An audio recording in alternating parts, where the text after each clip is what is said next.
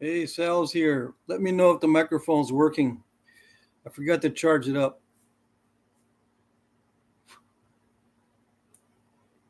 Alan's here. Ed is here. Tommy's here. Jay Valente is here. Jesse. Yeah, it's working okay. It might cut out on us at any time because I forgot to charge it up. It's been charging for like 10 minutes, which is not that great. Buckskin NYB. Hello, Patrick and other nappers. Tommy Taylor's here. Let's see here. Sal was the first one through the door. Yes. Yep. Awesome. You guys are fast. I was going to wait a little bit longer so that the microphone could charge longer, but I said, nah. I've operated with the computer's microphone before. So I'm going to change my sign. I don't know what I'm going to pick today. I'll wait for everyone to get here. Thomas is here. Jack is the best. Who's Jack? Sal says, someone outbid me already. Yeah, the bidding is going really well. I mean, lots of bids already. And some high bids, too.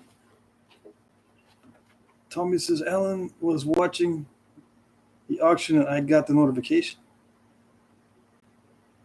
Buckskin says, or Marty says, Sal, I need your email. Let's see. Which one should I use? I already used the make doo-doo. How do I know? I don't know. I think I've used that one too. How about the snap and half-ish? Let's do the snap and half-ish. Yeah. Luckily, not too many of those. I didn't catch too many snap and half-ish today or this week. Sal's email is on his channel page. Marty, you got to go over there. Jim Cooper's here. I got some unboxing to do. I got 2 boxes today. One from Matthias Melander and one from Mac Bales. We'll see if they're in the house today. Nice shirt, Patrick. Thank you. It's a crafty shirt. You can order these, by the way. I would like to have my own setup to make my own because when you order them, it takes forever to get them. Well, it took me forever to get mine. Or Alan Cole has printed out some for me as well. And some of them I sold at the auction and some of them I kept. So I kept 2 of Alan's printed shirts and I sold 2 of them at the auction. With his permission, of course. So that's the snap and half-ish. Season is open for the snap and half-ish. Yeah. Graylin is here. How's it going, you flaker? Says Ed. Wherefore art thou, brother? He said earlier. Let's see. Okay. Smash that like button, says Brennan. Yes. 17 people here. Okay, so if you're new, I'll nap in the second hour. Okay, it's a 2-hour live stream. First hour is chat. Come back in an hour. Take a nap, preferably. If you're at work, I feel sorry, but I don't start napping until an hour from now. And what am I going to nap? I got this weird chunk of nethers, but it's heat treat, so it might still work out pretty good. I have high hopes, but you never know. I could just leave it as a bird effigy, or what is it? A bear effigy, or something like that. Yeah. Right? People find stuff that looks like animals, that are rocks that look like animals, and they call them effigies sometimes, when actually they're geofacts and they were not made by humans. All right, let's see. Let me go. You do need a stinking charger, somebody says. Everything's working good, though. right? Or no? Let's see. I'm going to go to the end of the. I missed some of this chat here. I went back and I stayed back at the beginning. Now I'm going to go back to the end here. Jim Main is here. Brent says, dang it, this is why I'm not moderator material. I'm low grade material. What? Okay, what did I miss? Howdy, howdy. Everyone says howdy. Ed Gould says, I busted that AG in half I was working on. That's not good. It's a snap and you got a snap in half-ish. Let's see.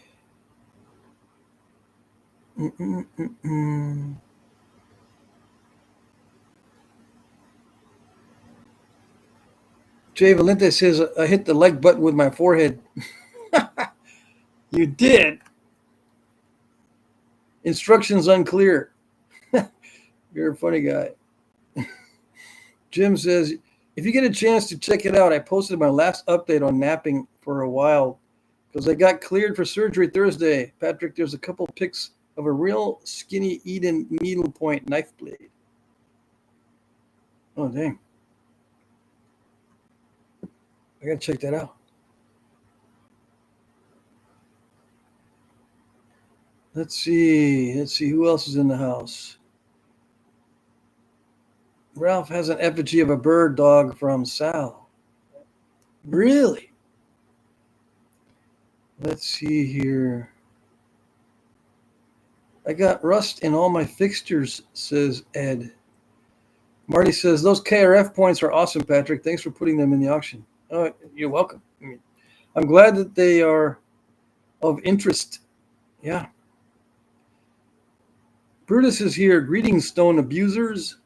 Yeah. We certainly do that here. Jim says, great points in the auction tonight. Thank you, thank you. Getting ready for the negative 30? Patrick? What's the negative 30?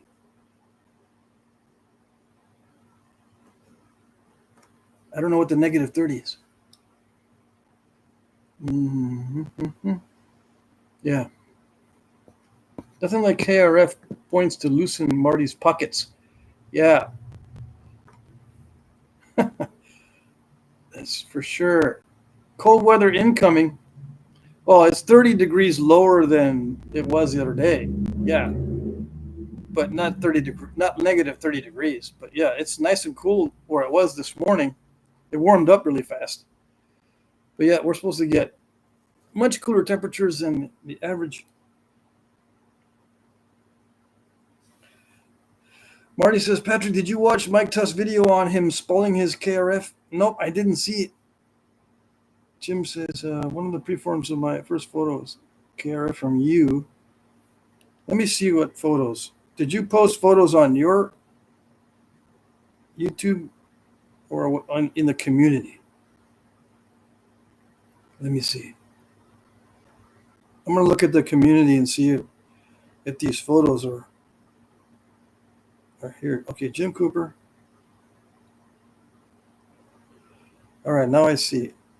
So, lots of obsidian stuff.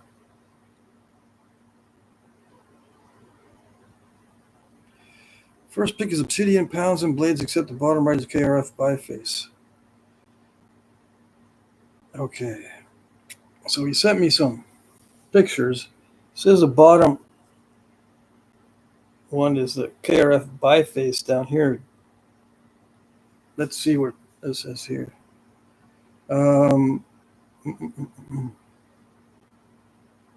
then some obsidian knives. All right, so we'll skim through these.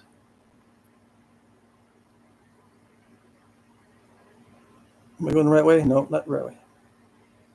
And we got that one there. That's I guess it's an Eden, but it doesn't look like an Eden.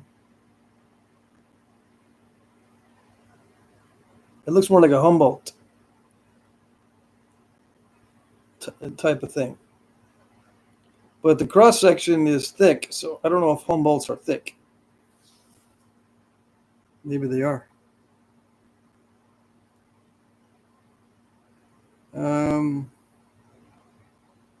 Okay, I can't read it that fast. There'll be a lot of dead air when I'm trying to read this. Let's see. I'll just read it out loud then, right? The third photo is of an Eden-style knife blade I attempted. The highlight shows the median ridge. The ridge wasn't as defined as I'd like. Okay, so you made that one. And the fourth photo is a hazy attempt at a photo. But if you look close, you can see the shaded sections showing the distinctive diamond cross-section of Eden blades. The last two are just backlit sections of some of the small necklace knife blades that had prettier striping. Oh, I see.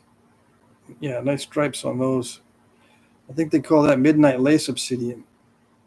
And then Harley sent me, I call this collection Rage of Frustration Never Fails Sometimes.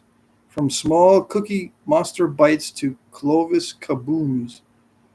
We've all had our fair share of these experiences, I'm sure, but you just got to keep on napping. Yep. So rage and frustration never fails sometimes. Okay, Cookie Monster bites. So I guess that's a Cookie Monster bite on the side there on this one. And then there's a tip snap, right? Or no? Which way am I going here? Come on. And that's a kaboom, right? A Clovis attempted thinning flake from the base, reversed hinged, and cut it in half. That's called a reverse hinge, by the way. You can call it a kaboom, I don't care. But, you know, those that are so-called in the know call it a reverse hinge. I don't know what a forward hinge is, but that one's a reverse hinge. I suppose they call it, if it hinges out and pops out without cutting through, that's a forward hinge, and then the reverse hinge is when it dives. I just call them a hinge pop out and then a diving hinge. Okay, all right. So that way we don't have to get into forward and reverse. Okay, let's see. It's my community. Yeah, I saw that. So there were some new posts in the community, and I saw them already. I'm having trouble reading again today. I had trouble on the last live stream too. My eyes get sore as soon as I start to try to read. What is it? Keith Callahan is here, or Keefers. Took me a while to get on tonight. Hello, everybody. Did I miss anything? Yeah, you missed it. If you missed the first 10 minutes, right? You did miss the first 10 minutes. You missed almost everything. Yeah.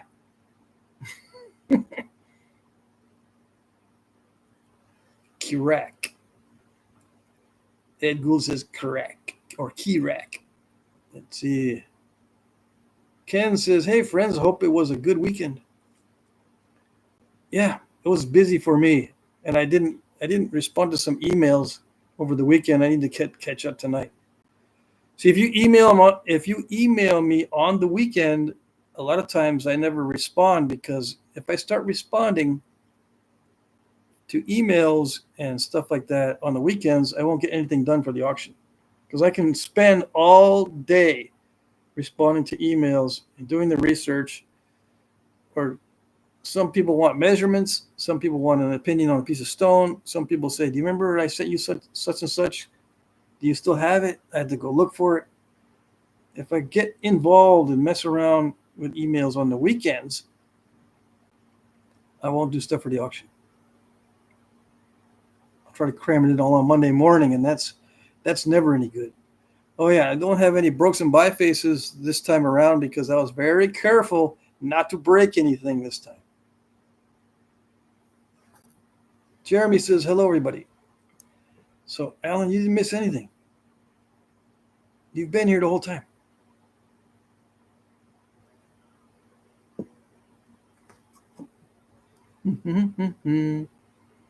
So, who else is here that I missed? We got 21 people. Mike Mason's here. Okay, so Mac Bales is not here, and Matthias Melander are the people that sent me the unboxings or the boxings, the boxes for the unboxings. Yeah, they're not here. Yeah, I can't read, and then my mind is skipping ahead too fast. Is it related? Ross Wellman's here. Charles Rooker is here. Try not to spring any leaks. Yeah. Mac Bales is here. Okay, I'm going to unbox your box. Hold on.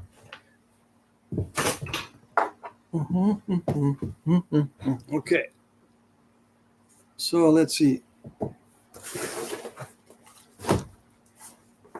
can't remember if I got it over the weekend or was it today. It's a super heavy box. Yes, it is. Luckily, the post office didn't drop it. I ordered something from Amazon, and I got here like on Saturday, and they dropped the box, and it had a can of paint inside. But, of course, with my luck, it wasn't leaking. The box wasn't leaking at all, but the paint had spilled all in the box. So, of course, as soon as I opened it, the paint started coming out. Yeah. Without warning. But they didn't drop this one. It looks like they were pretty good with this one. Got a letter. Right? Yes. When I accidentally cut it. Dear Patrick, enclosed is N50 50 pounds of black flint, black flint with little some parentheses. 90% is Coshocton dug up by a farmer digging a footer for his garage. I topped it off with some Kanawha black, which is medium to high grade. According to Ed Moreland, the Coshocton is good to high grade. No heat treating needed on either. It's labeled. Awesome. I hope this arrives intact and is usable for your projects requiring black rock. Yes, I hope so too. I only sent what I was told was better grades. All right.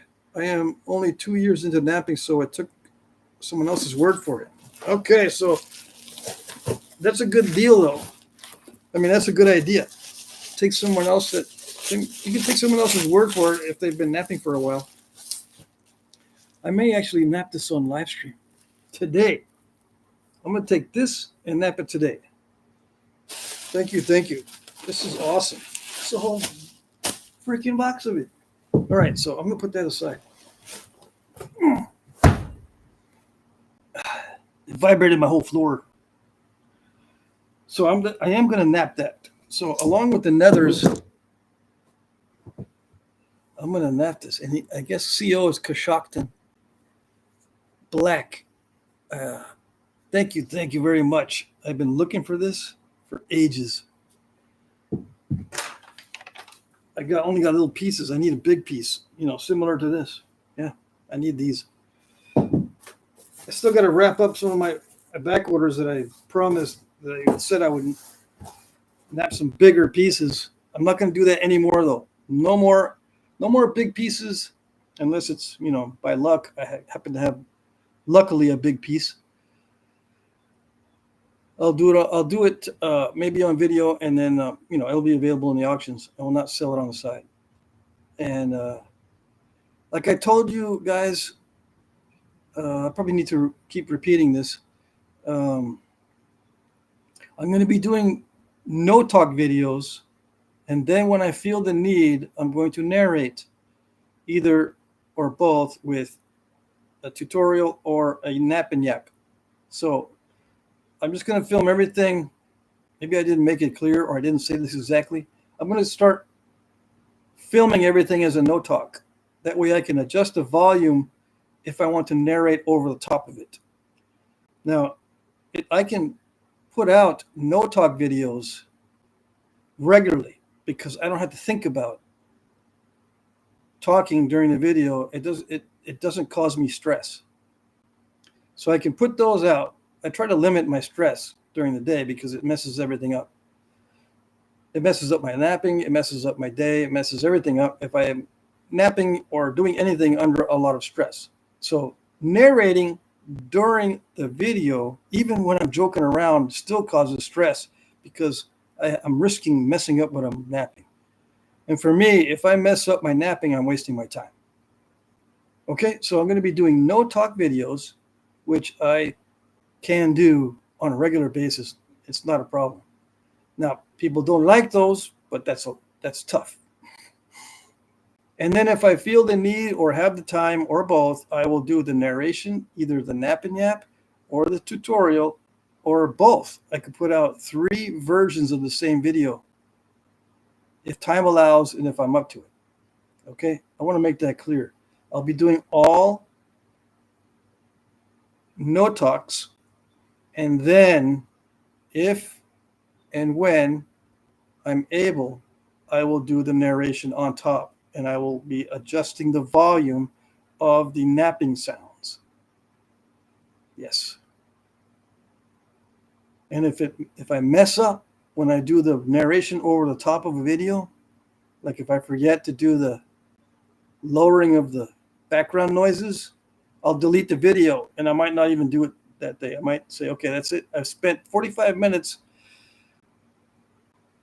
and I've almost got the hour done, let's say, as an example, and I mess it up at the 45-minute mark, I will not spend another hour on top of that trying to do the narration again. I'll just say skip it and not do it. So you're going to see quite a bit of no talks coming up.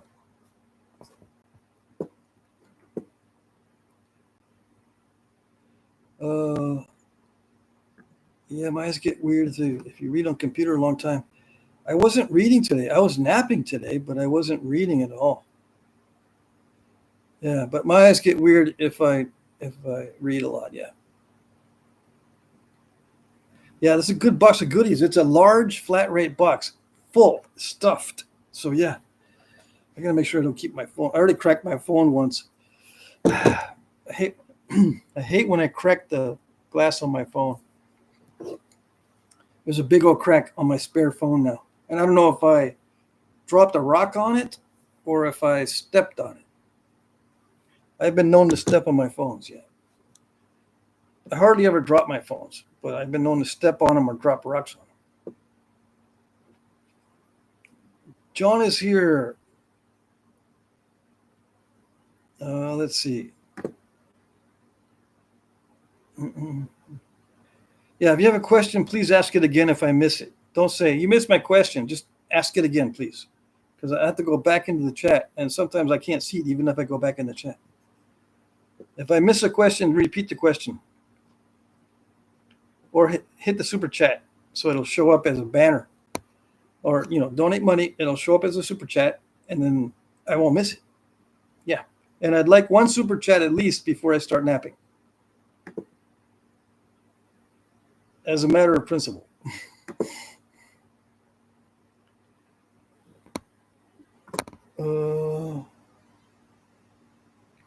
Somebody had to reload the chat. Don't tell me it's going to be farting out on us. All right.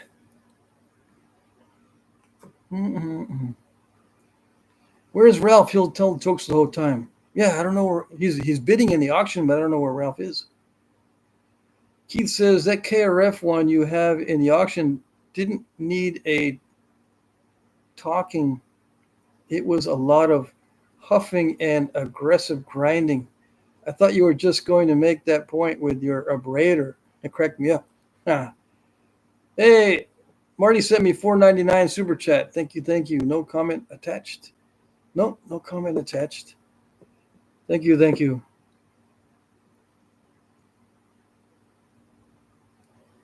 Yeah, Ralph is busy bidding under the amounts that Marty's bidding.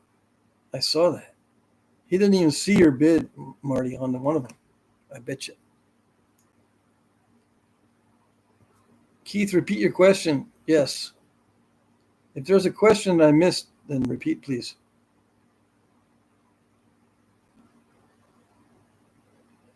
Ellen says, I would like one Nap and Yap video before I super chat. What do you think this is? I do 3 Nap and Yaps on live stream every week now. What are you talking about, Alan? I do 3 Nap and Yaps a week, 3 hours a week, and you want more?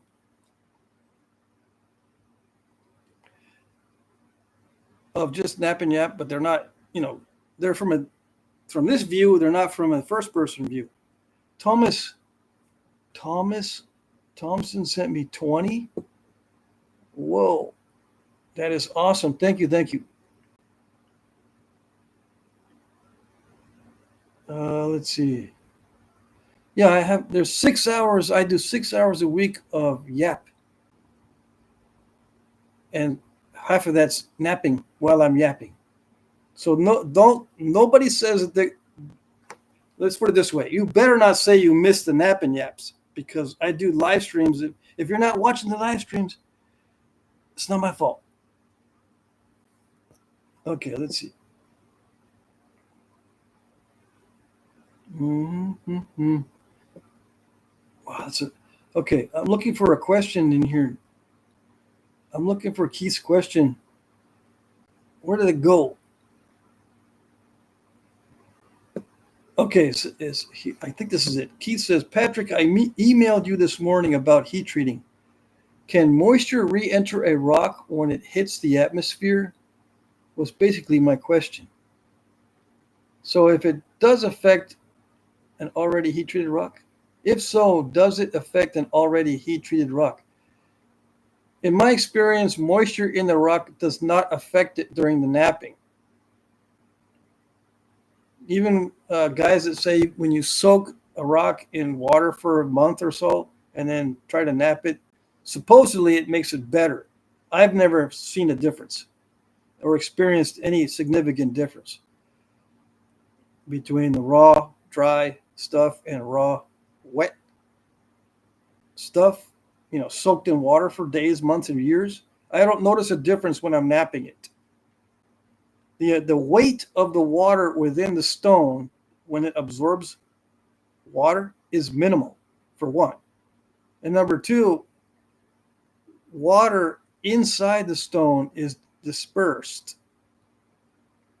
So it may collect in certain areas that are more porous, making them easier to nap, supposedly. But there's just minimal amounts of water in the stone. That's the physics. In the experience, I've never experienced any improvement, anything like the improvement that happens when you heat treat. So let's say that out of some fantasy that the water does affect it. It's going to affect it in a very tiny amount compared to the heat treatment effect. Now, water can re-enter heat-treated rock. Yes. Does it affect the stone? No. Does it affect the stone before you heat treat it? Well, if you heat treat it when it's wet, yeah, it'll sometimes blow up.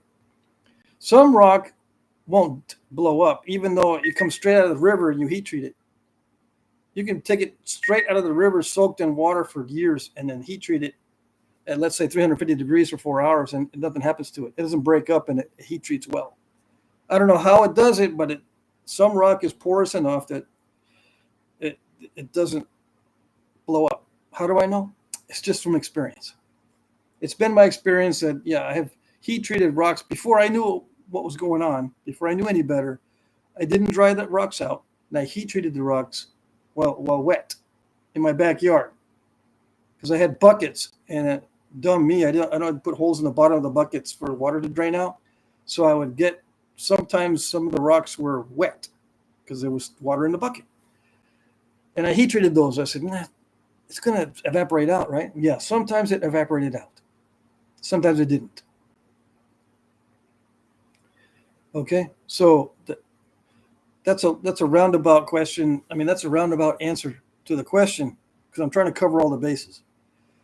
Because the answer is complex. The question is simple. The answer is complex. Can moisture re-enter rock if it hits the atmosphere? And the answer is yes. But I can't just say, okay, that's the end of the answer. I have to explain, well, is it going to affect it? And I compare it to my experiences. In my experience, it doesn't matter. The only time water matters in the stone is if there's too much and it blows up while heating. Okay. Jesse, $10. Thank you very much. No comment attached to your super chat, but there's a nice big old LOL emoji attached.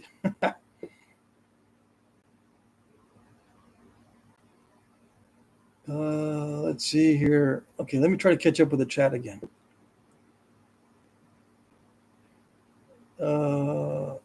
Let's see.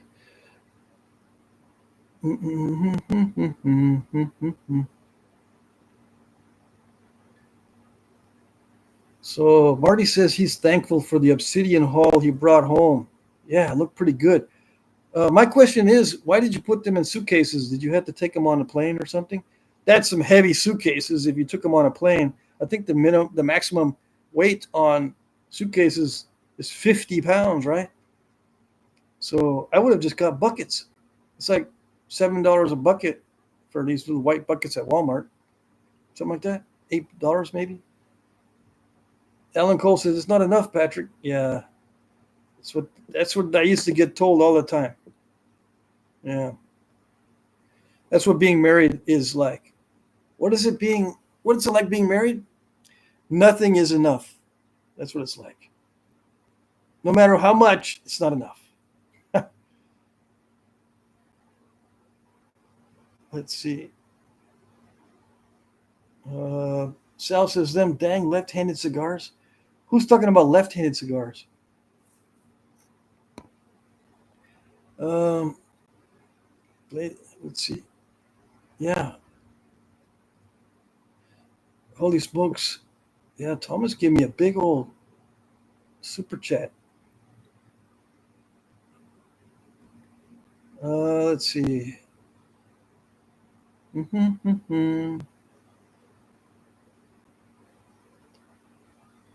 So asking about the glass napping. I've got a bunch of glass lined up. I started reorganizing some of my stones after cleaning out my shop. I got glass separated now from the obsidian and separated from the rocks, separating from the heat treats. For the most part, they're still kind of jumbled together, especially if it's a box like, who sent me that box? Bill Hansen sent me a box full of different materials. Those are still mixed up, but everything else I'm trying to separate. Is Mike Tufts in the house? I need to send I need a napping kit from Mike Tufts. I keep forgetting to email him so I can send it to Matthias Melander.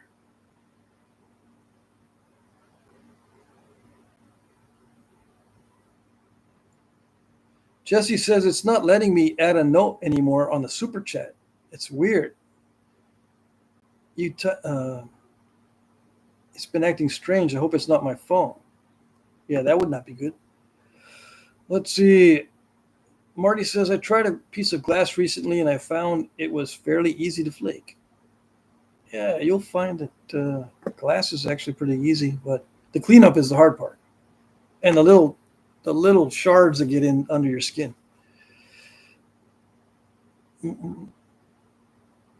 Ken says, I still need to make my first obsidian point too from the flakes and chunks that I have. Mike says, Jesse, YouTube did an update recently. Probably just some gremlins in the machine. Ferdo Joe or Bushy is here. He says hello. Mm-hmm. Buckskin says, or Marty says, I had to haul them on a train. Okay, so you were actually talking about a real train. I was not clear on that. I thought maybe you were. It was train was nickname for something else that I didn't bother to check. So you were on an actual train. They weighed about 60 pounds each, and luckily I didn't have to weigh them at the train station. Well, that's good. Awesome. A bucket full, a 5 gallon bucket full of obsidian all the way to the top is about 80 pounds.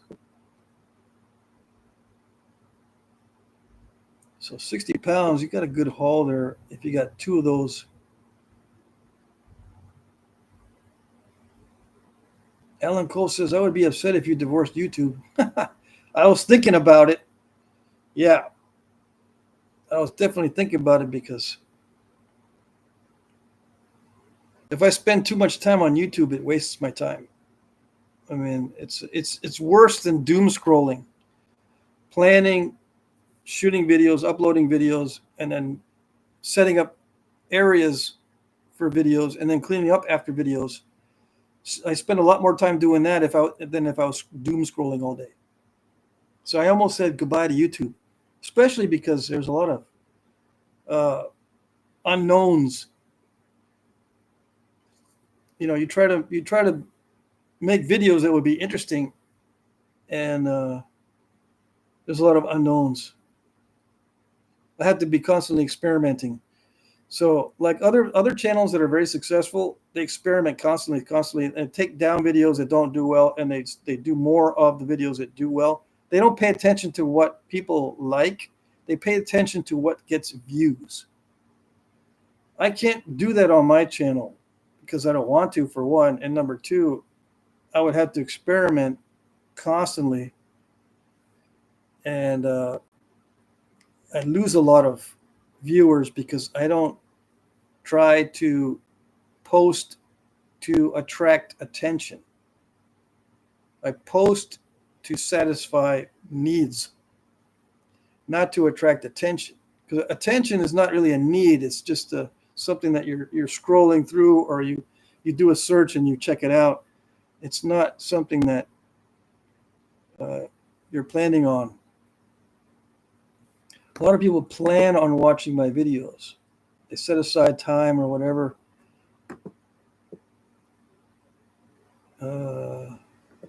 Let's see.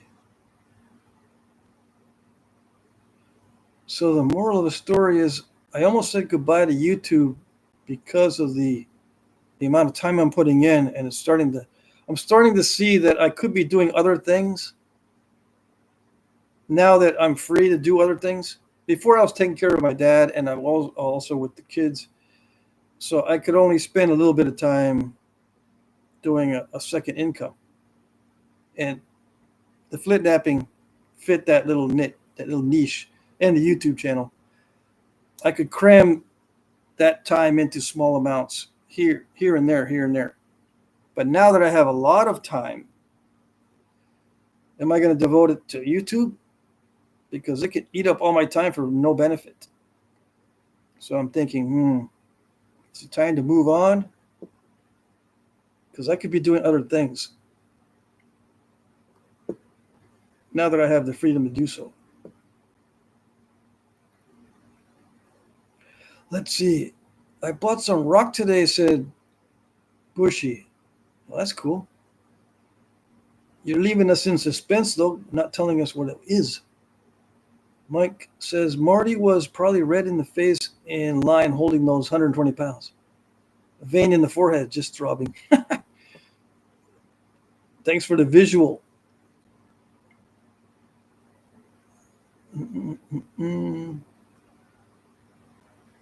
Let's see here. Okay, let me try to catch up with the chat. I missed a bunch of stuff. Back to basics might be a good idea or a good move, Patrick. Yeah, Marty, if I go back to basics, in the beginning, it was just make do with what I got. I'm trying to improve the format. Not only does that help me get motivated to do the videos, but it gives me the training I need to produce better videos if I, focus on that as well.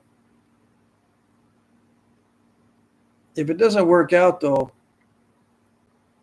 I may have to cut way back on producing videos. Let's see. Sal says, that's why I don't have any other social media channels. Yeah.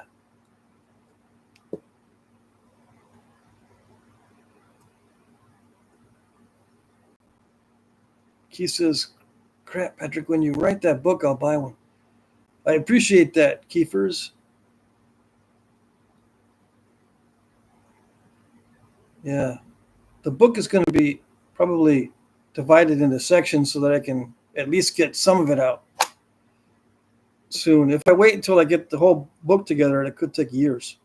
But I'll probably, put it out in sections.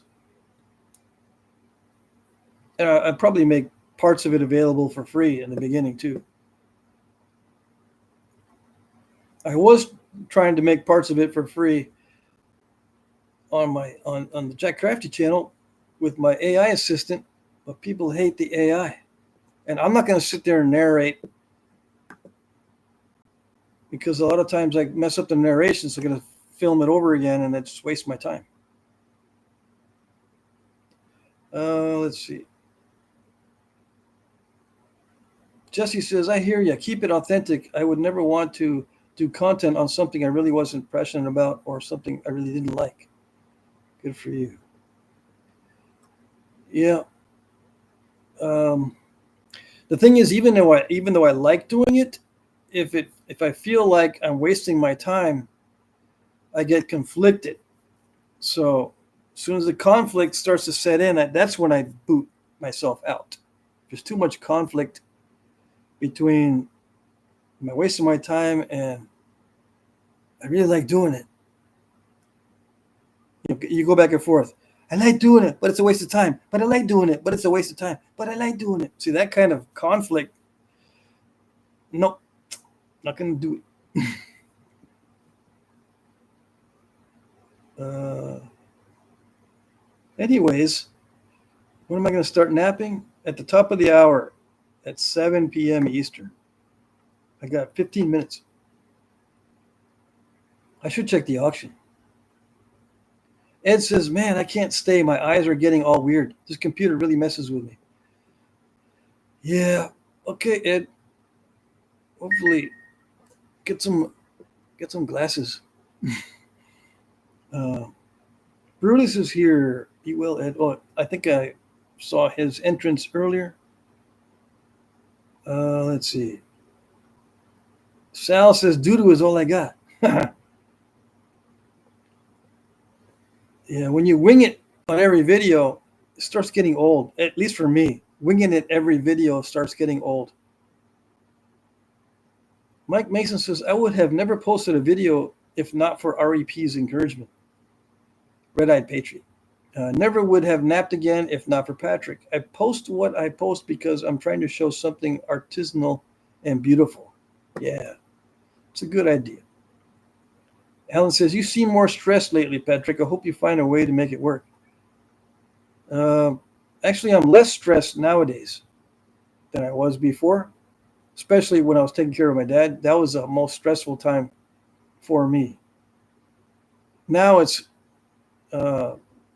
much different.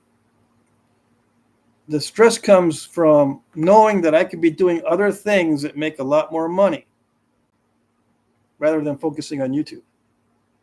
That's the stress right now. I have to justify my time on YouTube.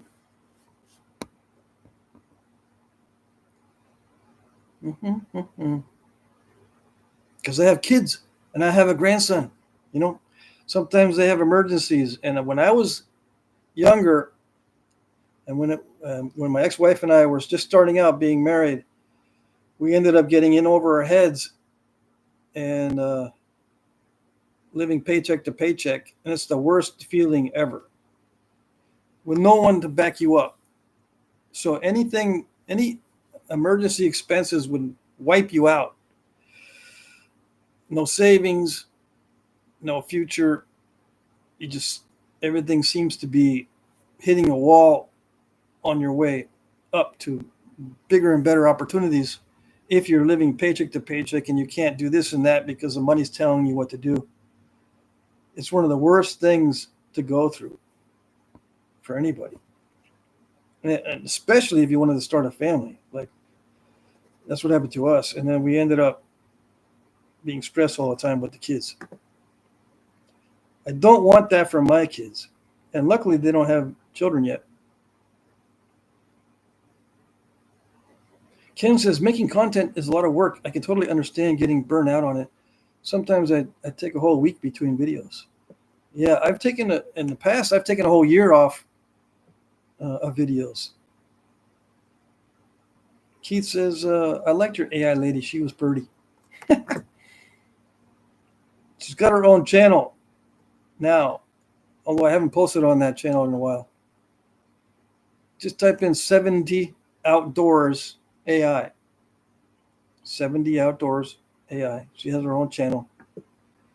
I'm trying to learn AI. Now, a lot of people hate it, which I can totally understand because it's you don't know if it's real or not. But I'm not using it for generating marketing content. I'm using it for humor, and I'm learning how to edit videos. Okay, it helps me to be motivated to learn how to edit videos because I don't like to edit my own stuff. I need to be working with some other material. I've tried editing my own videos, and within a few hours, I go, I'm out. But I'm motivated to edit these AI videos because it's a totally different format. So now I'm learning how to cut and paste and add. Right now I'm trying to figure out how to add sound and that kind of thing. But otherwise, I wouldn't be motivated to do that kind of thing if I stuck with just my napping videos. Jesse says, yeah, I agree. You seem stressed or upset. Don't ever get burnt out. We will be okay if you need a break or to scale down. We care more about your well-being and now you have your community channel. Yeah. But yeah, overall, I'm less stressed than I was when I was taking care of my dad. So don't worry about that part. I'm going to be setting up more channels so that I can distract myself. Taking a break for me, if I just sit around, that's even worse. Taking a break for me means doing something, but doing something else. Switching to doing something else, not just kicking back and drinking beers and watching TV or whatever. No, it stresses me out more to do nothing. Although I like doing nothing.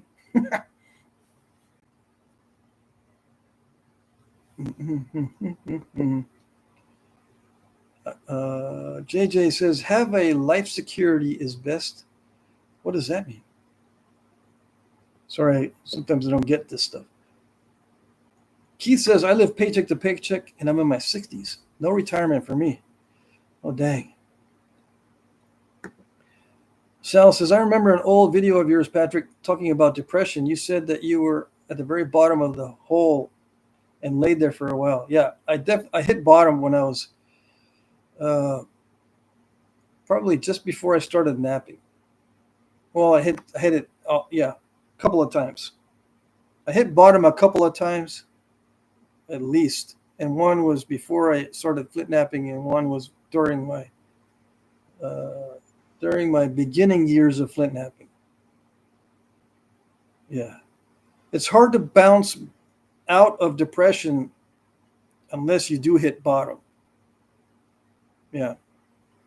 You don't want to ever be there again. It alters your brain too, to where you have a natural aversion to that kind of thing. So you start to avoid what was getting you depressed. like the plague, so to speak. But you got to hit bottom for the brain to change like that. You just got to, you have to be sick of being sick. Yeah. Jesse says, Pat, I've been watching your old videos using primitive tech a lot. Good stuff. I want to be proficient using traditional and modern. Both notching with the hafted flake was cool. Yeah, I can nap with flakes. I've done those videos. I've also done videos. People don't talk about this much, but you can nap with alligator gar scales. I think if you type in Jack Crafty alligator gar scale or something like that, you'll come up with a video where alligator gar scales are actually pretty good for notching. But I have some of them hafted. It's easier to handle the gar scale when it's hafted, unless it's a big gar scale. I get so many messages when I'm on a live stream.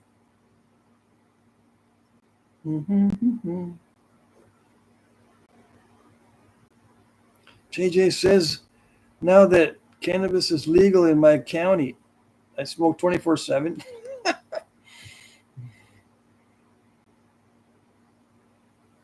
That's funny. Patrick Trousdale, I'm all out of material to nap. Looks like I'm going to have to take a break from spending cash on more for a while. Yeah. Or go to a nap-in and pick up waste flakes. Sal says, I've collected there. Don't recommend it, but you know. Where?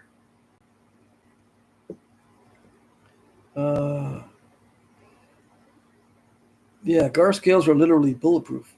Yep. Now he wants to go catch a gar. Yeah, but you can order gar scales online. They're expensive, but that's where I got mine last time. Then you don't have to worry about smelling like dead fish. A lot of times you'll see gar scales, not a lot of times. I have a bad habit of saying a lot of times. Sometimes you'll see gar scales on sale from guys that just pick them up from fish processors. They smell bad. Don't get those. Jim says I'm on disability because of my mental health issues, autism and anxiety, ADHD, and agoraphobia, and probably worst of all, step fractures. Patrick Trousdale, pop out some bottle bottoms with a nail. Yeah, shake the bottoms out. Do it over a 5-gallon bucket. You can also fill the bottle 80% or 90% with water, leave a little gap at the top of air, hold the bottle by the neck, and then either slap it with your hand if you have a tough hand on the top of the bottle and the bottom will pop out, or take a mallet, a rubber mallet, and strike the top of the bottle. You can pop the bottoms out that way. It's much faster than using a nail.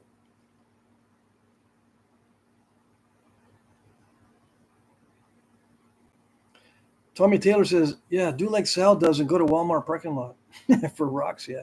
Sometimes you'd be surprised. Sometimes you find some nappable stuff.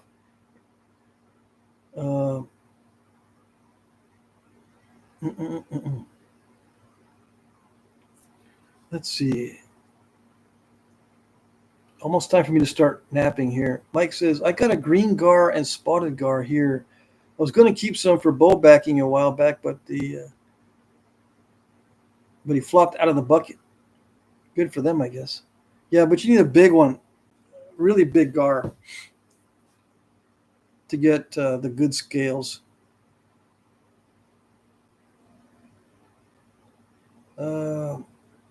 Ken says, yeah, that's why I've been going so hard on the glass. Low on material, too. I like the water in the bottle with the mallet, but it doesn't always work. It's either because you got too much or too little water.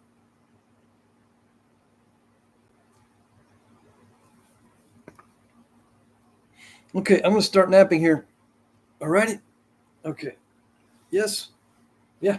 Start napping. Say it's time. Yes.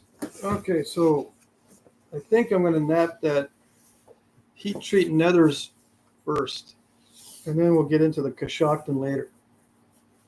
If I break that nethers, it looks kind of brittle. I was hoping Matthias was going to be here so I can open his box. This came all the way from the Netherlands. No, Denmark. Denmark, yes. I'll do that on a separate video.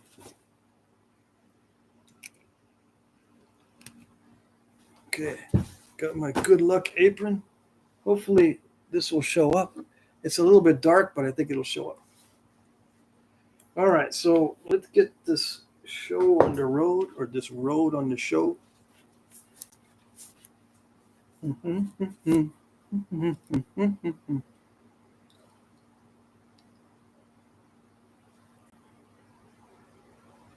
Okay, let me see. So I'm going to use this. This bopper's been working out pretty good. This little tiny one. All right. Ooh, they're flying. These flakes are flying. I don't remember it being this bouncy. I don't remember the flakes being this bouncy. It does feel brittle, but it doesn't feel too bad. Okay. And if you follow what I'm doing closely, you'll notice that I hit above center line a lot. So I don't get all bent out of shape about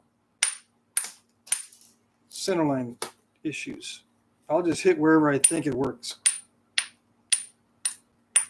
Sometimes it gets me into trouble, but if the stone is really weak to begin with, it's best not to nap it anyway. You know, what that means is you can get away with stuff that you're not supposed to do with strong stone. Yeah, the weak stone, you got to be very careful with it.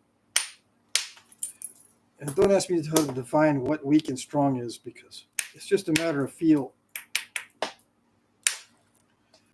But anyways, if you are hitting weak stone and it breaks on you unexpectedly, you probably dodged the bullet, because it's much worse if it breaks on you during the thinning stage. Yeah. If you want it to, if it's going to break, you want it to break in the beginning stages. Yeah. You don't want to be sitting there trying to thin it out and spend an hour or maybe sometimes 2 hours carefully getting it thinned down and then have it snap on you in the middle of thinning.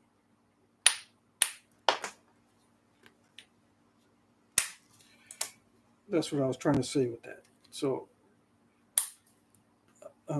hitting it above center line is something you don't want to do with weak material. You don't want to do it with weak material, but you can get away with it with strong material. So that's what I'm saying. That indirectly, what I'm saying is, if you hit above center line and it breaks, you've got weak material, and you probably dodged the bullet, because that weak material is going to be a real hassle to thin down when it comes to the sweat stage.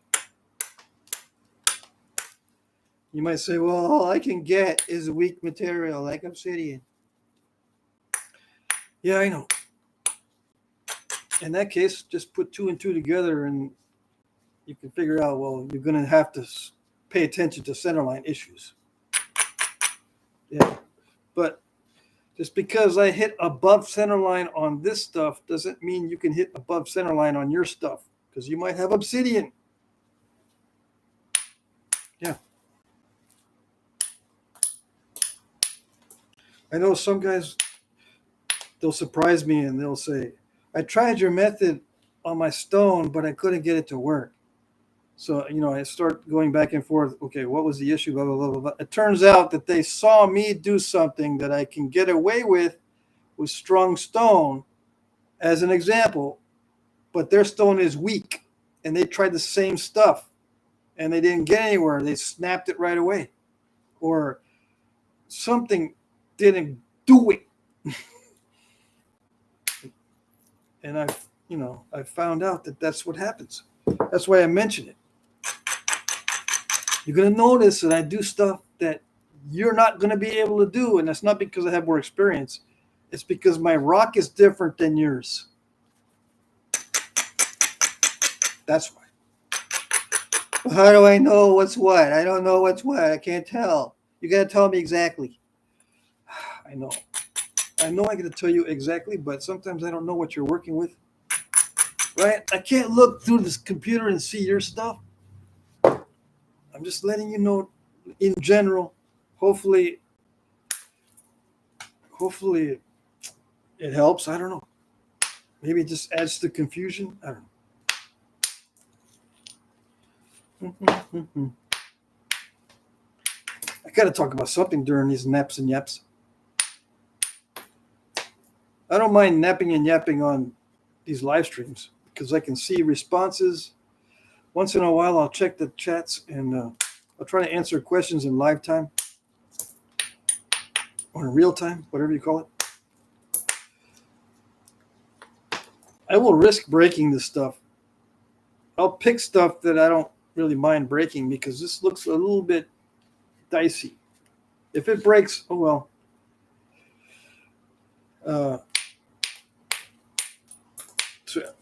I'll pick stuff that I don't mind breaking on the live streams. I just don't like breaking it with the other videos.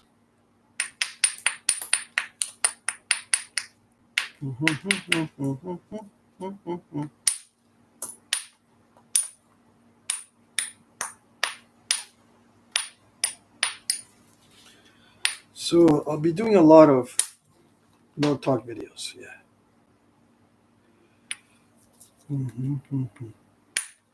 Well, it'll seem like a lot because I can upload those on a regular basis.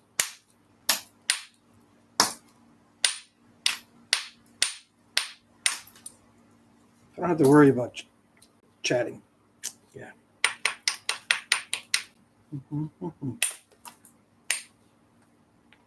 I still got to try to keep the work within frame, and then sometimes I'll put a little detail. Like I wrote the dimensions of the flakers last time.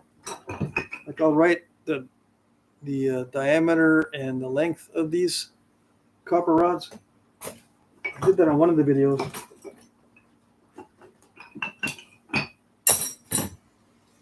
Maybe that'll be effective for people to remember these things. I get the question over and over again. What's the dimensions of what you're using?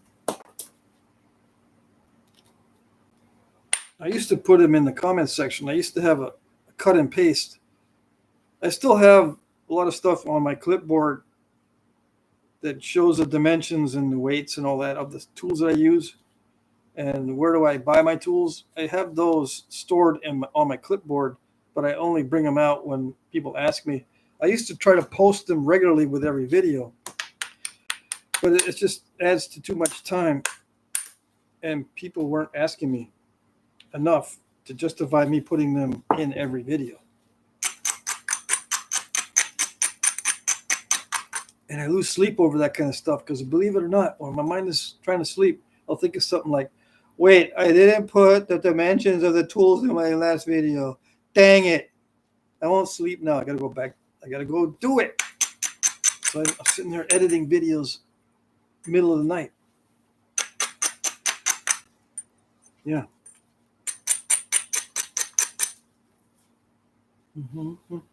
That's not really editing. That's just like adding info into the comment section or the description box. Oh yeah, I was going to check the auction. Hold on a second. Interruption on the napping. I got to check the auction.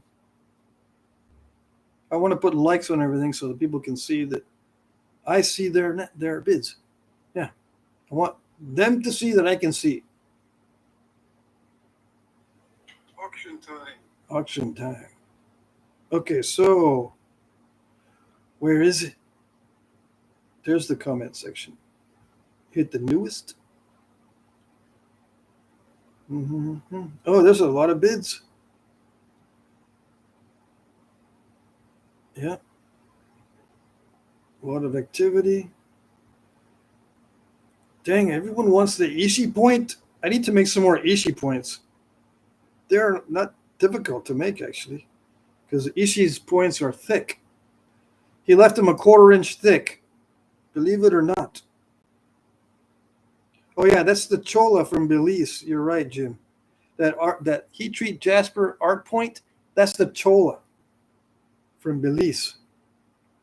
And no, it doesn't mean it's a girl. The Chola shirt from Belize. That's what it is. It's an art point made from that. It's a heat treat. That's what it was. Okay, so all right. So I hit the like button on everything. All right, hopefully. So if you bid and there's no like on your bid now, that means I don't see it. You gotta try some other way to bid, or get on another device and try it again. That's the easiest way for me to recommend for you to try something. I don't know what else to try.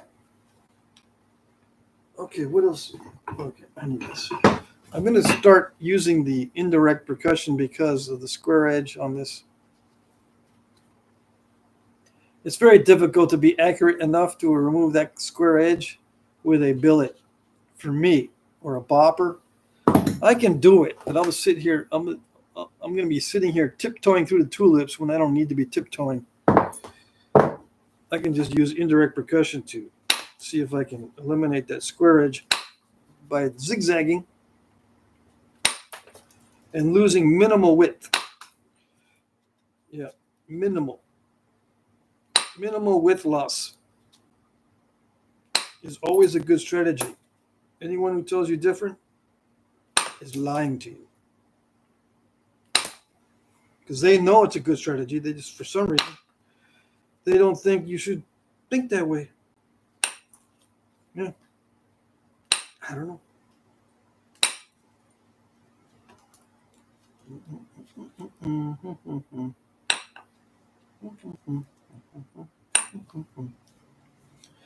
All right, so I still got to be careful even with the indirect percussion, but it's not as bad. Yeah, I can set it right where I need to hit it. Yes. And I'm hitting sometimes above center line.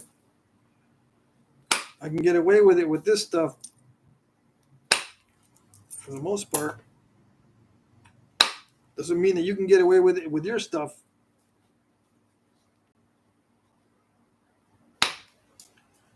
All right. Yeah, you should have told me that every single video. I don't know how many hundreds of dollars I lost. Well, I apologize. Yeah, that's a legitimate beef that you might have that I should have told you that a long time ago.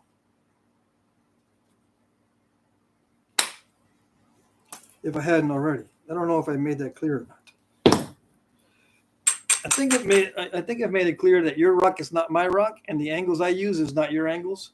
So I'm not going to mess with your rock. You don't mess with mine. I don't mess with your angles. You don't mess with my angles. I think I've said it in that way. Why do you use the terminology "don't mess with"? Because it doesn't make any sense. I use it because it sticks. If it's stupid, funny, or weird, it sticks in the brain. If it's just normal speaking, it goes in one ear and out the other. How do I know? I've got kids. That's how I know. They remember stuff if I say it in a weird way, or if I'm making mistakes or fumbling through it. They'll remember that I fumbled through it. What was I fumbling through about? The. See, you remember the. You wouldn't have remembered it if I had said it right.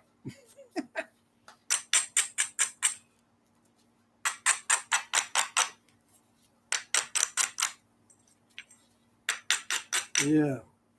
You learn after a while that you say something just straight to somebody, especially a child, and this goes in one ear out the other.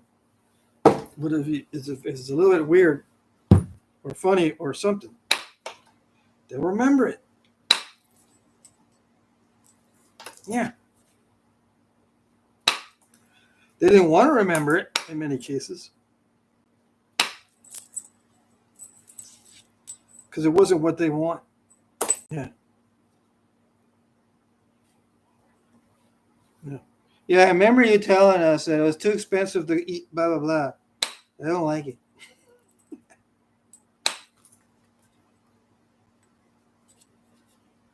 Yeah. I know.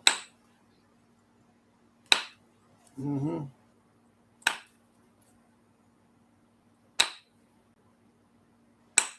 Mm-hmm. Mm-hmm. Mm-hmm. Everything okay? Everything's okay.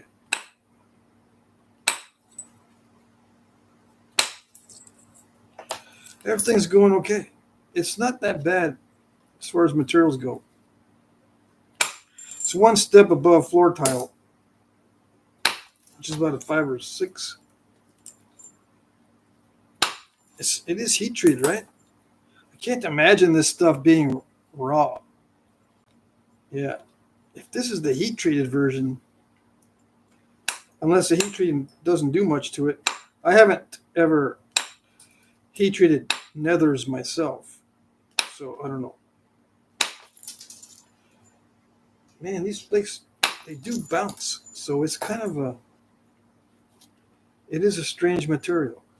It feels rough and raw, but the way that you can get some long flakes and the way that it bounces everywhere, it's like a heat treat.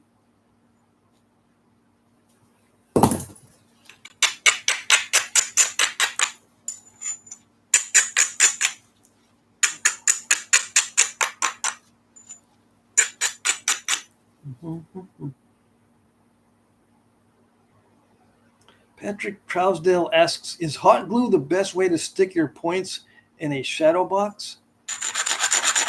No. You use a glue that can be removed easily from your points without heating it up. You don't want to be heating your points up. Let's say you want to take it off the frame. You don't want to be heating your points up to get that glue off. Now, if you don't mind a little glue blotch stuck on your points, it's okay. One of my early mentors, when I first started napping, would stick his points onto his frames with Elmer's glue. So that all you need to do is rip the thing off the frame, off the felt or whatever, and then soak the point in water, and the glue would come off. So use a water-soluble glue for points in a frame, or something that doesn't require a heat to remove it. You can use solvent, but sometimes solvent changes the color of the points themselves.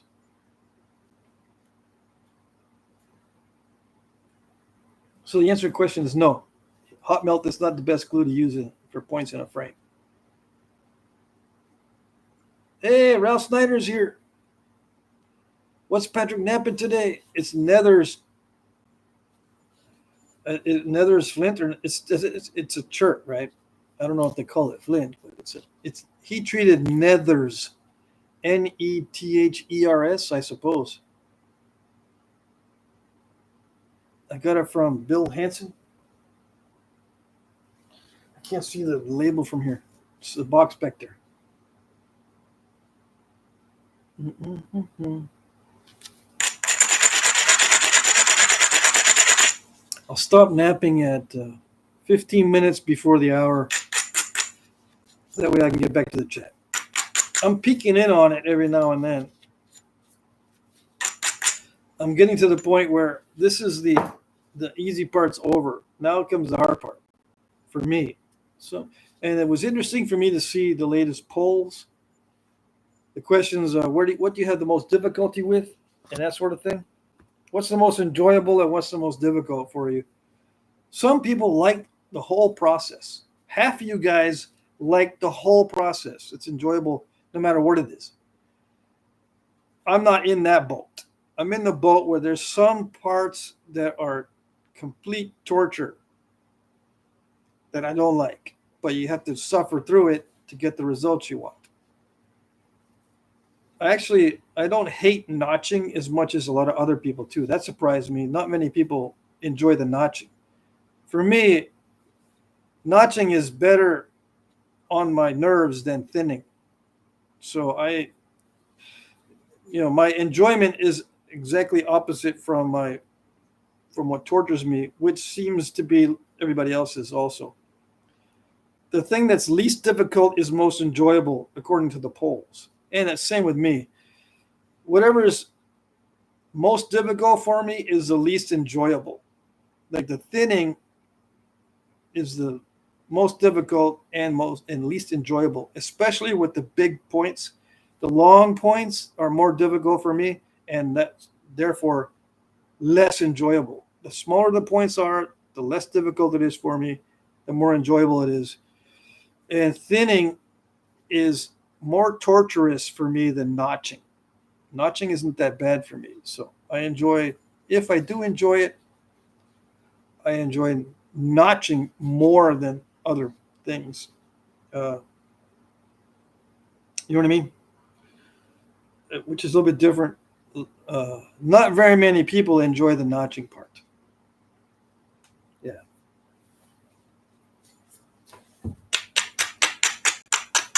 But I was surprised at how many people actually enjoy everything about the napping. I don't know if they're telling the truth.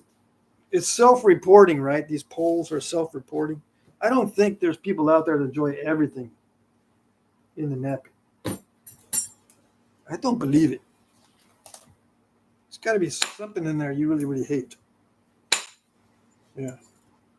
If there isn't, you're lucky and blessed. You're not only lucky, but you're blessed if you enjoy the whole process. Yeah. That's amazing. Mm-hmm. I'm tempted to post a new poll. If you enjoy the whole process, does that mean everything for you is easy? If everything for you is easy, let me know in the chat. If you're one of these guys that loves every part of napping, let me know if that's because every part of napping is easy for you.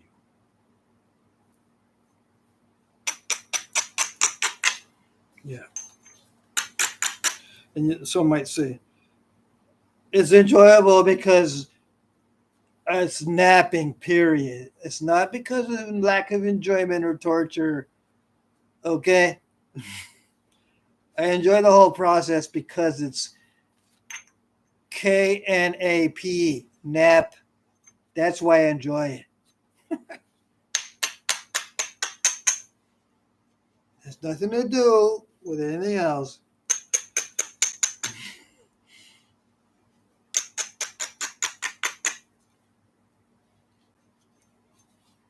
Okay. I still don't think you're telling the truth. I think there's some things you don't enjoy. They just weren't in the poll, I guess.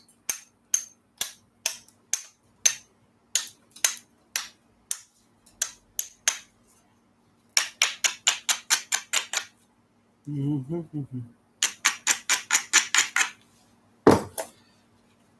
Yeah, you might say it. Of course, the obvious things that I don't enjoy the flakes in my eyes, but I didn't think it was that you were including that in the enjoyment.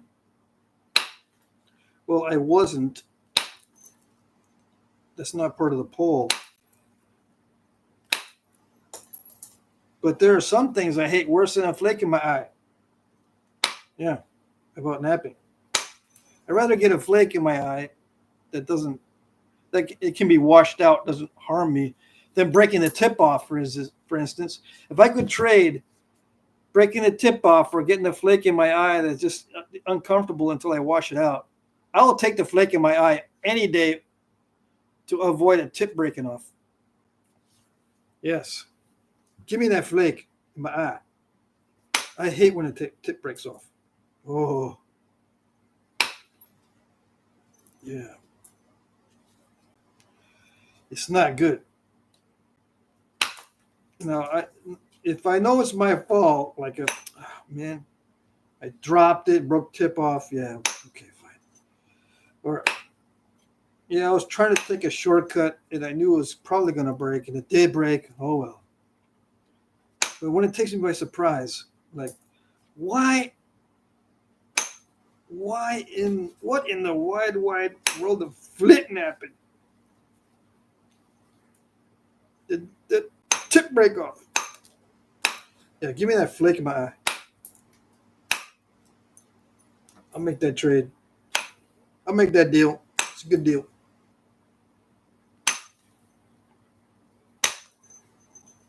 You make that deal, I make that deal. You ever watch Inglorious Bastards? You take that deal, I'll take that deal. Yeah.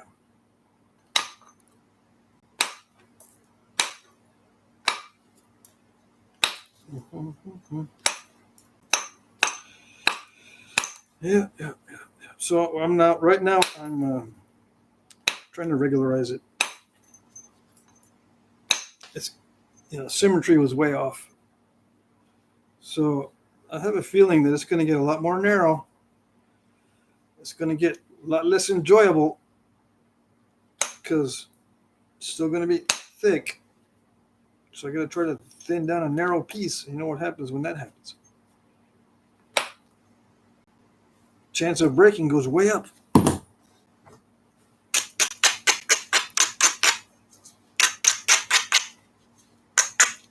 That's where you break them AG points, right? They're really narrow, and you can try to thin them down because there's a lump or something in there. It snaps. You get one of those snapping half-inches. One of those snapping half-inches? Yeah. One of those snapping half-inches.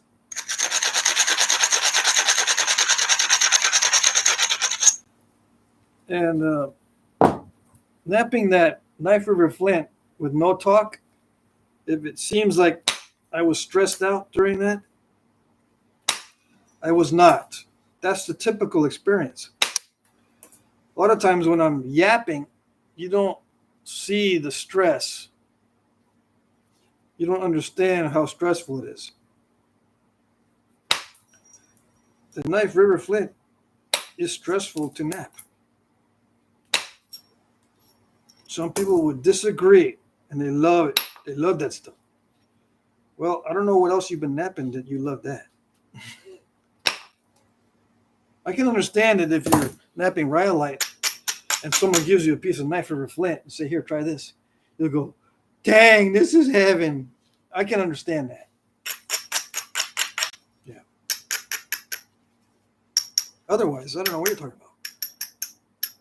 Because it has defects in it. It has spots that are not cooperative. It'll step fracture on you when you least expect it. Just when you think you can remove a flake without step fracturing, there it goes. What in the wide world of Flintknapping is causing that to step fracture?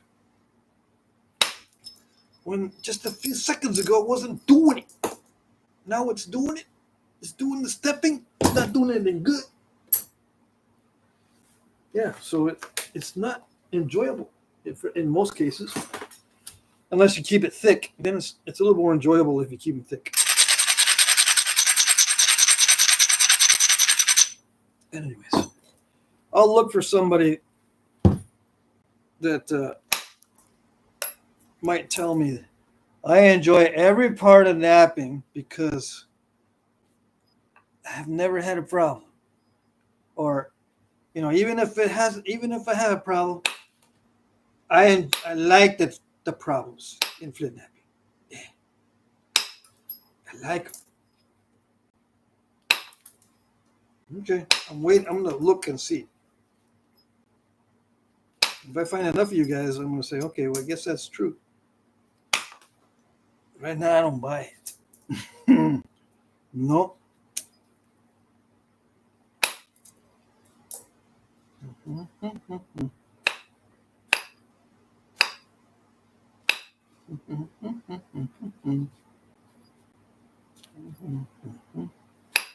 Maybe they enjoy watching the napping. Oh, I thought you meant watching the napping. Yeah. I enjoy every part of watching the napping. I thought that's what you meant. No, I meant you doing the napping. That's what I meant. Not watching the napping.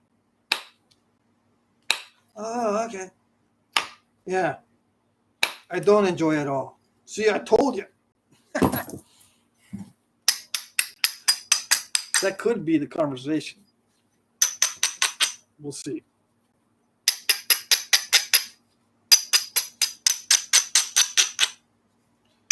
You never know. Some people might be interpreting that wrong. What do you enjoy most about the napping? And they're thinking, what do I enjoy most about watching the napping? Yeah. It's not what I meant. Some people just watch the channel. That's it. They don't nap. I should have maybe prefaced it. For those of you who do nap, what is the most enjoyable for you? Or what is the least enjoyable? Also, for those that do nap, not just watching the napping. Because I believe it when they say, I enjoy watching every part of the napping. Yeah, okay. I can buy that.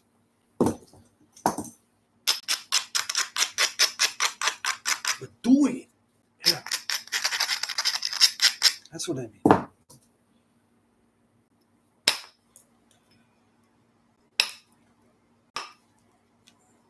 So what does this nap like?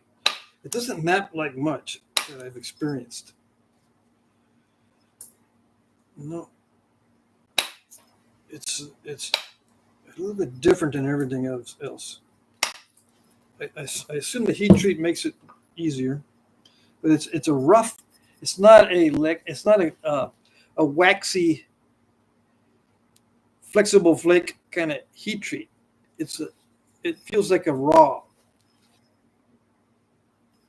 It feels like raw stone, but the way that it's easy to actually achieve a flake. It's probably because of the heat treat. I can get a flake to remove itself. No, that's not a good way to say it. I can get flakes to travel, to initiate into travel fairly easily, which is one of the characteristics of a heat treat. You hit it and it does something. Yeah. You hit it and it's going to do something. You're not gonna sit there and keep pounding on it until finally it starts to do something. Like a lot of this lower quality raw stuff, you had to keep hitting it over and over until it finally does something, and then you get to know the point at which it'll do something, and you go, okay, I got to keep my foot on that pressure on the gas. Sometimes it's pedal to the metal all the way, every single step of the way. Your foot is pedal to the metal on the gas on some really tough stone, like rhyolite. That is pedal to the metal, foot on the gas, standing up on the accelerator through the whole process. Okay? That's why I say, if you've been napping rhyolite and someone hands you a knife or a flint, then you're in heaven because you can back up off the gas a little bit. Yes. You don't have to be standing on the accelerator. You know what I mean, Jelly Bean? No? I don't experience that because my one speed throughout all of napping is cruise, man. I just cruise. Mm-hmm. Okay. I want to see people that just cruise along. I'm not buying it.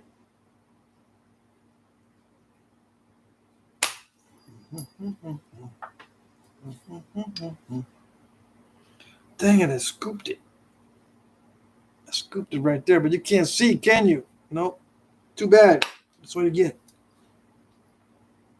I'm not going to try to show you exactly because I've tried it before and this lighting doesn't cooperate too well.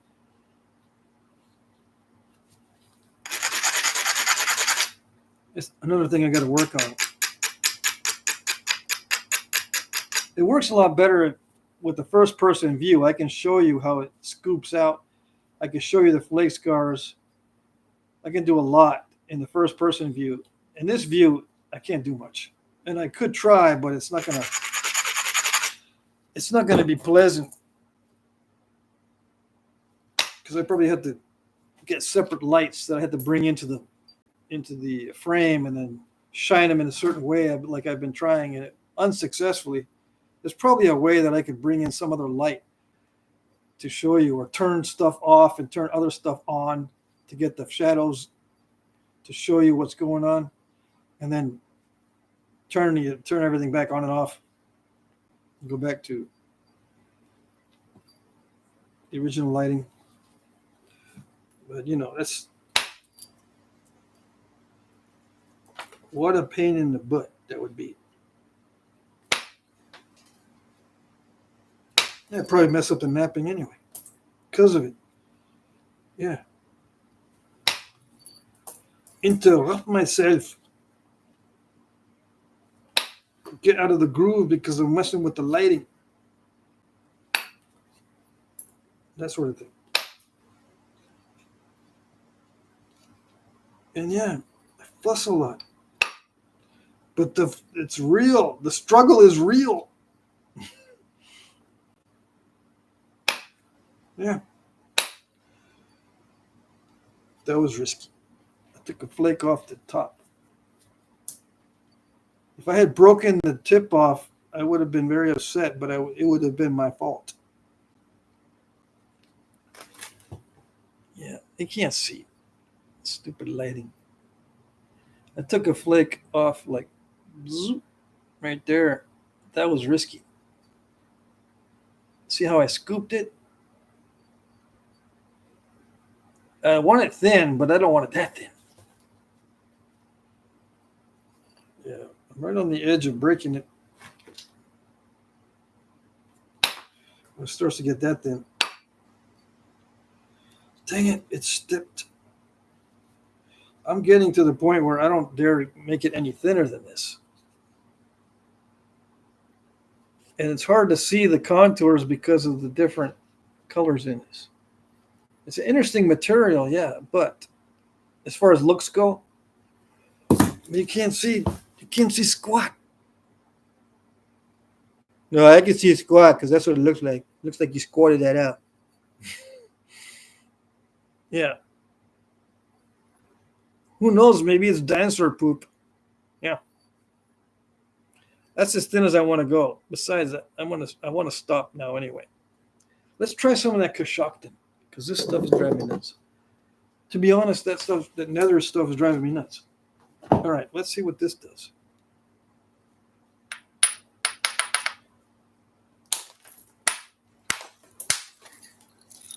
There we go. Knapping. This is kind of glossy. Yeah. It's kind of waxy. But I think you can heat treat this stuff, but I don't think this is heat treated. All right, it doesn't say HT. It just says CO. Yeah. So that's nice. That did not snap in half, that flake. Let me see what's going on here. Oh, it's got defects.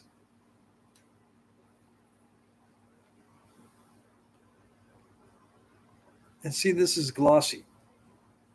I just took that flake off, like on this side. Yeah.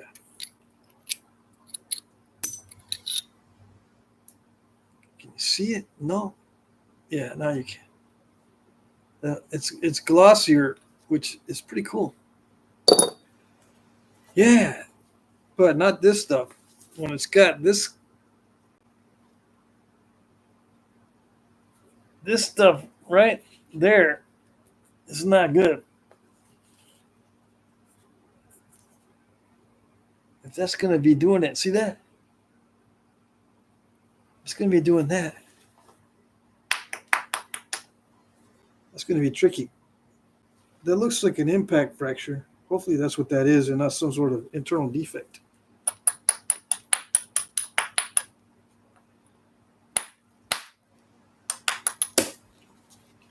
Oh, it's an internal. It's an internal. Dang it. It doesn't smell like oil. Some shirts like this will smell like oil. But this does not. I don't want to get this mixed up. It looks somewhat similar to that Nethers. I think I'm going to save this for later. Oh, I just hit myself. Yeah, this will work. I think this Coshocton is going to be. It's going to be useful. Yeah. Let's see. I do feel like I got to tiptoe a little bit, though. I don't know how snap and halfish it is. That's the theme of today's show, the snap and halfish show. I got to make sure I don't snap this in half. If you're just joining us, I don't normally nap this way on video, okay? Look at my other videos. It's first person view so you can see what the napper sees. Some of you might be tuning in. I don't want to watch this kind of flint napping if this is what you're going to do. I don't do it like this on my other videos, okay? Just on a live stream for grins and giggles and because people want to see this view. Yeah. So I said, okay.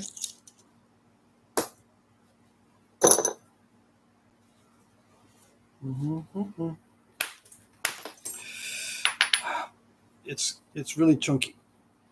Yeah. It's one of those challenging shapes.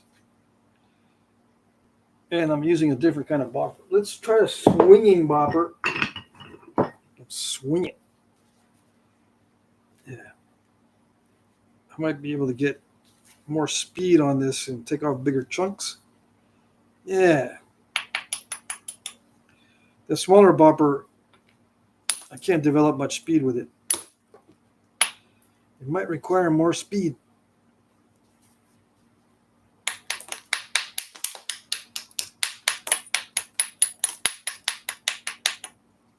Is this loose? Yes, it is. Where's my not loose one? Here's my not loose, but it's heavy. Can't have everything. Okay. I know, can't have everything. All right. So I got to set up these edges to be stronger with this heavier billet. That means I got to lose width, but like I don't want to. Losing width means limiting options. You don't want to limit your options in flint napping because everything's probabilistic. You need to give yourself some leeway, some room for, mistakes and inevitable bad lucks. Yeah, that's what I need. I need some strong hits to get some of these lumps out. Right? Right. Let's try to set up somewhere. I scooped that one. A little bit too much. Yeah, it's a scoop. That's what I get for using a bopper that's too big. Is it time for me to get back to the chat? No. I'm trying to get an excuse to get out of this. What mess am I getting myself into? I'm getting ready to hit it really, really hard, so It's making me nervous. Did it do it?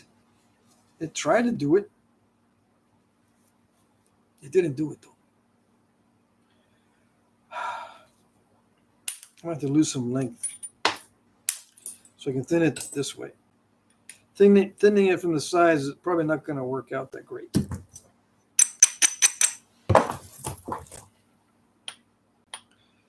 Okay, here we go. That wasn't too bad. Yeah. And I can use these pieces. These are nice. Yeah. Okay. Yep. I can't get away with it.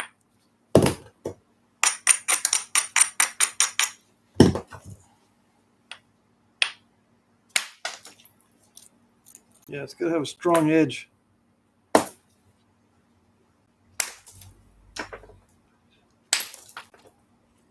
Yeah, that's good. It's good to have luck sometimes.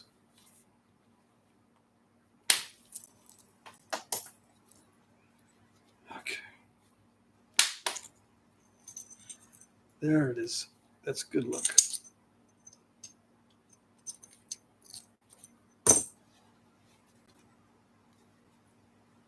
Should I try for that one? That's gonna be dicey too. It's not too bad. It's not too great, but it's not too bad. I'm overthinking it. Yeah, I'm overthinking, I can tell.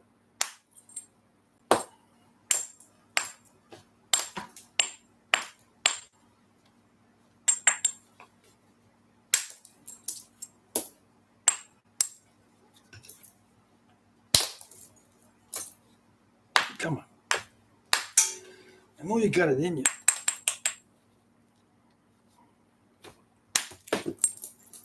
Yeah, like that. Yeah, like that.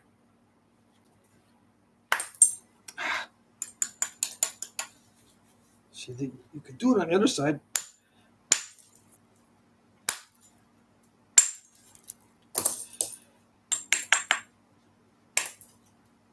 Yeah, I don't have the accuracy, but I do have the power. So it's a trade-off. I need more power than I need accuracy right now.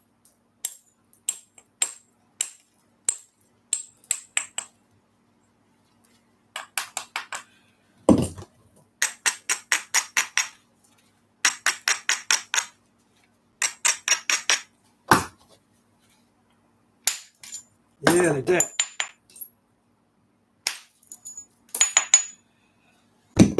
Kind of like that.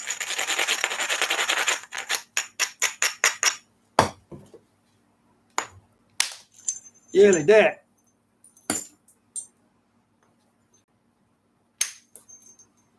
Mm-hmm. Okay. Yeah, like that. I'm risking scooping it out a lot. But I need to get this thin. See, I scooped it, but it's getting thinner. You make that deal, I make that deal. That's a good deal.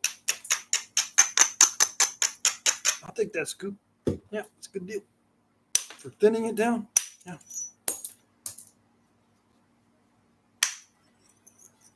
Yeah, look at these flakes. They don't break up.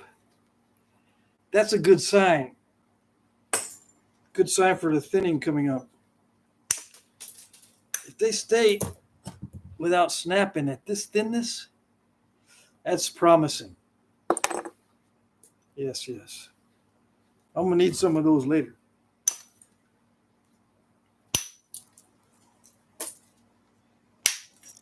Yes, that is promising. Okay. I can get a long blade out of that. So I'm going to stop there. I can get a long blade out of this. I just have to be careful. But it does allow me to remove long flakes as long as it's not too crackly. Like up here, I might have some trouble. I might lose some length because of this crackly stuff. Well, you never know. That might come off with just a few flakes because it's right near the cortex. But I don't know about this defect. Oh, see that defect right there? But, if it doesn't go all the way through, which it doesn't look like, it'd be all right. So this Kashaktan is good. Yeah. All right. So we got two bifaces. This one's starting to make me nervous. This one is not making me nervous yet. Although I did scoop it out quite a bit on a couple shots, but I had to get some thinness. Yeah, that's a bad scoop out right there. I gotta admit that's too much. Anyways, let's wrap this up. Let's collect these Kashaktan flakes because these are good. Yeah. These are nice. Let's put those up over there. I can use that. I got plans. I got goals. I got a mission. I need some rock and I won't fail in my commission. All right.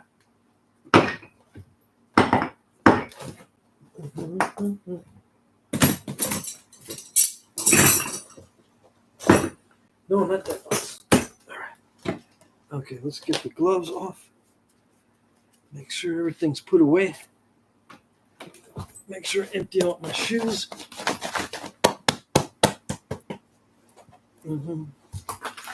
Yeah. I'm not going to wear boots. I hate boots. I got my gaiters that I don't like putting them on, though. I will put them on for Obsidian, but not for church. Yeah. Okay. Am I ready? Almost. Hey, there. I feel whole again.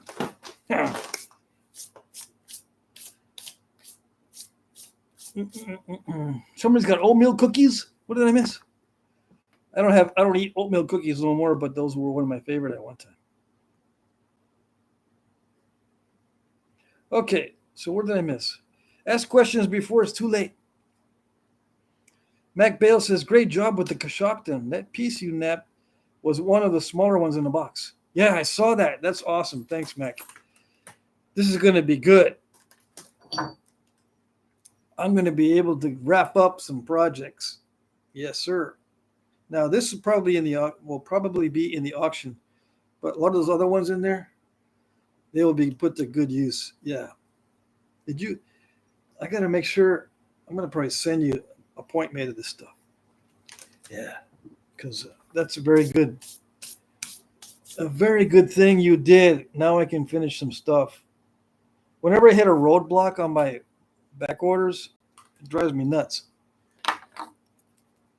So, thank you. Okay. Nice looking pumpkins. I got good pumpkins this year, too. I thought they were summer squash because it just came up by accident, right? I didn't plant the pumpkins or squash. And it turns out that pumpkin plant is from the waste that I had when I cleaned out pumpkins for last Halloween, and I dumped the waste in the compost in the flower bed, mixed it all up with the dirt, try to compost it, and guess what? I got pumpkins now. I just got to keep watering them and keep trimming them, trim off the bad stuff, and you can eat the blossoms off of the pumpkin plant. They got big, huge flowers, right? And when they start to shrivel, you can cut them off and boil them up, fry them up. I had some of those. They were pretty good. I can't have too many, though. Why? Because I get reactions to eating vegetables and fruits, of course. Something I ate recently made my back itch like crazy. It's been itching for 2 weeks. I can't figure out what it is that I ate that I don't normally eat. I think it might have been, I know what it is. It was salsa. Yeah, I bought some salsa because I miss it. Man, when I eat salsa, my back itches. I don't know if it's the onions or tomatoes or some kind of spice in there. Maybe it's the peppers. I don't know.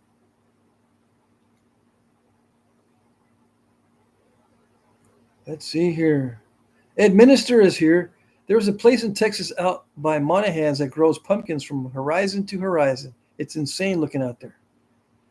Well, dang. How is that even possible out near Monahan's? That place is a desert. They must have irrigation like crazy. So did the video feed quit on us for a little while there? Jesse says, try veggies that are in a non-nightshade varieties. Those are the most inflammatory. Yeah. I'm eating right now pickles, cucumbers. They seem to be okay. Yeah. The itching in my back is going away, but it's been bothering me like crazy for 2 weeks because of the salsa. It's got to be because that's the only thing that I've been eating that was different. Yeah. And I'm eating pickles, and I'm also pickling my own cucumbers that the neighbor gives me. Cilantro makes the itch, probably. It could be that too. Ken says, I tried to germinate some tobacco seedlings this year, but they didn't make it, unfortunately. Yeah, mine didn't either. I bought a bunch of tobacco seeds and I planted them up on one of the mounds back here. Everything else is growing like crazy, but the tobacco didn't come up. Everything else, the wildflowers and we have pokeweed back there. We've got lamb's quarters.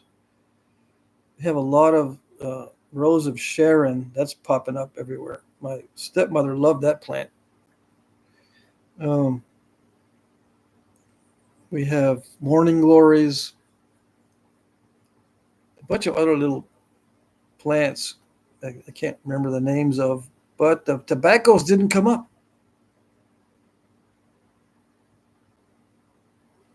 Mike says, I had pumpkins and spaghetti squash hybridized one year. The volunteer was more pumpkin. Administrator says, Sarah and I were driving from Monahans to Fort Worth when we saw the pumpkin fields. It was November, and Charlie Brown would have crapped himself. Jesse says, celery, cucumber, cauliflower, radish, and carrots, I think non-nightshade. Yeah. When I have bell peppers, I get itchy like that. It's got to be it. It's got to be something like that, yeah. Tomatoes and bell peppers and the nightshade family stuff is making me itch. Something. And it's only that one spot on my back. It's not my whole back. It's just the one side over here. What's your pickle method, Patrick? I try to imitate the kosher dill pickle mix, right? I just buy a bunch of kosher dill pickles, and then when I eat all the pickles out of the jar, there's still juice in there. So I fill it with new cucumbers, and then I add some white vinegar to top it off. That's all I do. I've tried to mix, alum and dill and pickling salt and stuff myself to try to come up with the kosher dill pickle juice mix. Can't do it. Doesn't come out right. They got a secret recipe. Although it comes out fine. When I do it myself with the dill and the pickling salt and vinegar and all that, it comes out fine. It just doesn't taste the same. Ken says, I have some tomatoes almost done. Yeah, the neighbor's the same way. He's going to have a bunch of cherry tomatoes here soon. He's going to try to give me some. No, sorry. Mac Bale says, tobacco seed often needs to be treated before they will germinate. Yeah, I had a feeling. But it says just plant it in shallow just straight into soil. I mean, the instructions on the seed packet said just shallow, keep it watered. I did that. Someone's got Japanese tomatoes, just started budding. In order to be kosher, you got to add a missing ingredient. You got to add one rabbi. Something in the kosher dills missing. This doesn't taste right. So I got to go buy the dills. Yeah, which is not a bad deal, you know. We had a lot of basil and green beans and cabbage and zucchinis this year, says Jim. Awesome. Patrick, suggestion, says Mike. Ferment instead of pickle. This requires 20% of weight cucumbers in salt. Add weight of any ingredients with the cucumbers. Will 8? What does that mean? Yeah, I'm afraid of fermenting stuff, right? Yeah, I'm afraid to ferment anything because with my luck, I'll ferment a poison and then give myself food poisoning. I'll have some kind of weird bacterial colony in my fermentation. Alan says, I always germinate seeds in a damp paper towel sealed with a Ziploc. This way I'm planting only seeds that sprout. Yeah. Are you adding garlic in the pickle brine? No, I'm not adding any garlic because garlic also messes with me. It doesn't make me itch. It just makes me feel bad. Patrick packed a pack of pickles, says Ralph. Let's see. Where's Larry? Someone's upset with Larry? I don't see nobody. I don't see no Larrys. I don't see comments by Larry, I mean. Well, unless someone's named Larry that I'm missing.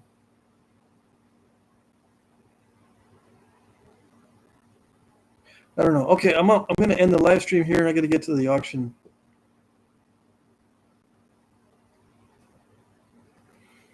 Tommy Taylor might come out of retirement to bid. Awesome. Okay, guys. I think that's it. I think time's up. The next live stream is Wednesday during the day, 2 p.m. to 4 p.m. Eastern time. Same station, same location, different time.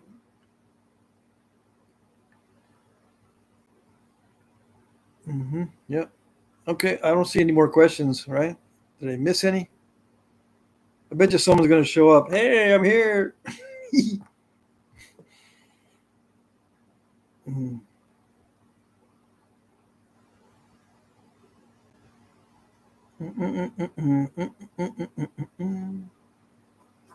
Okay, I'm going to call it a night. I don't see any questions. Jim says I might not make Wednesday, and if that's the case, I'll be convalescing next time you see me. Oh, dang. Jim Main says, great stream as always. Thank you. Yeah, I'm surprised at how nice that Coshocton was. I thought it was going to be all crunchy. Like at first, I said, oh no. But look, that side, I don't see defects. Yeah, I mean, I see a little bit, but that's not too bad. I'll be able to get a blade, hopefully. I just cannot force myself to nap it under stress, because then I will snap it. I got to take a long nap tomorrow and then try it out. Ralph says, my dad and I grew Atlantic giant pumpkins. Our biggest pumpkin weighed 354 pounds. Holy moly. I got my pumpkin sitting over here. Look. Someone's going to say, what are you talking about pumpkins for? What? What is it? Just so you know that the pumpkin was not AI, okay? This is not an AI pumpkin. This is my first pumpkin I ever growed. Okay? It's beautiful. And it was laying on its side and it still didn't get all messed up. See, some pumpkins get a big scab on them. I got lucky. Yeah. See, I took care of it. Yeah, I watered it. I made sure bugs didn't get on it. Yeah. And I made sure it didn't get all rotten on the bottom where it was on the grass. It was awesome.